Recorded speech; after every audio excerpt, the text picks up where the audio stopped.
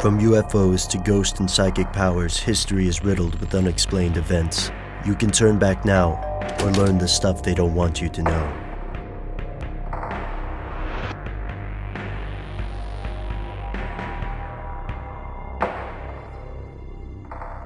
Washington, D.C. is one of the world's most important cities. Here the future of America is decided. But who makes these decisions?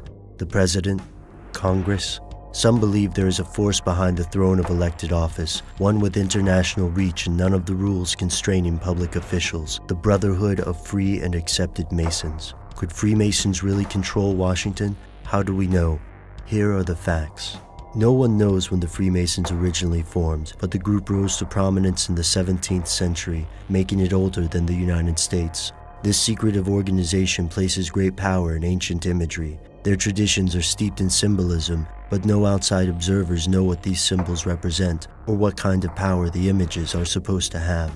Over the centuries, Freemasonry expanded from England to countries across the globe.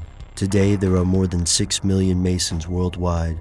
In the US, Freemasonry continues the same secret tradition as its European founders, and the leaders of US Masonry congregate in Washington, D.C., where some researchers say they've etched their strange obsession with symbols onto the city streets.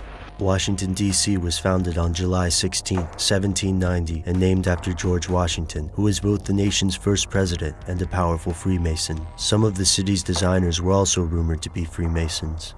But I've been to D.C. It doesn't look that strange. The conservative Greco-Roman buildings seem normal for a nation's capital. When I spent a week in Washington, I didn't notice any signs of masonry, but maybe I should have paid closer attention. To some observers, the city is chock full of Masonic imagery, from the strange statues scattered around the mall to the eerie Washington Monument. Take, for example, the House of the Temple. Located at the heart of D.C. at 16th and S Street, the House of the Temple holds the Supreme Council of the Scottish Rite, the center of all Masonic activity in North America. The multi-million-dollar building also houses one of the world's most extensive collections of Masonic literature. The Masons present themselves as a service organization, a harmless charity. So why have conspiracy theorists paid so much attention to Freemasonry? And why is a harmless charity based in a top-secret building in the middle of downtown Washington, just walking distance to the National Mall? The National Mall brings us to another oddity, the Washington Monument. As homages go, a statue would suffice. Why reproduce an ancient Egyptian artifact? Here's where it gets crazy.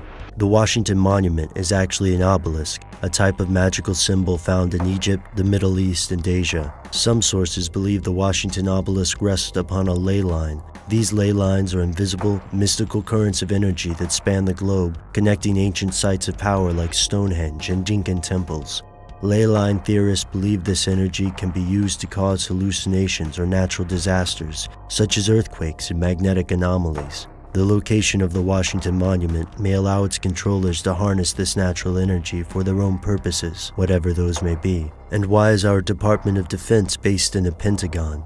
Speculation varies. Some anti-Mason activists believe the Pentagon is built to replicate earlier structures built by the Knights Templar, one of history's most successful secret societies and the world's first international bankers. Others think the shape of the Pentagon creates a reservoir of energy from the ley lines, giving Washington's rulers a way to store the harnessed potential. Think of it as a gigantic battery, slowly building up a charge. These buildings are strange, but architecture doesn't necessarily mean a secret society controls Washington.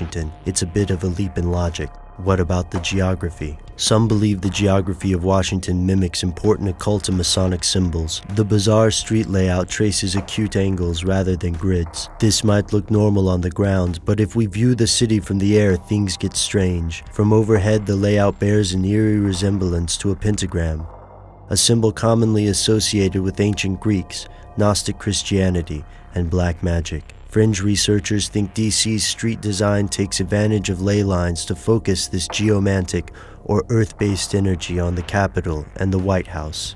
It reminds me of the Nazca lines, enormous ancient shapes traced in the Peruvian desert. Could they be related?